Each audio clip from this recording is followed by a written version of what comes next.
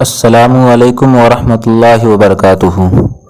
دوستوں، آج کا سوال یہ ہے، تیمم صحیح ہونے کے لیے کتنی شرطیں ہیں؟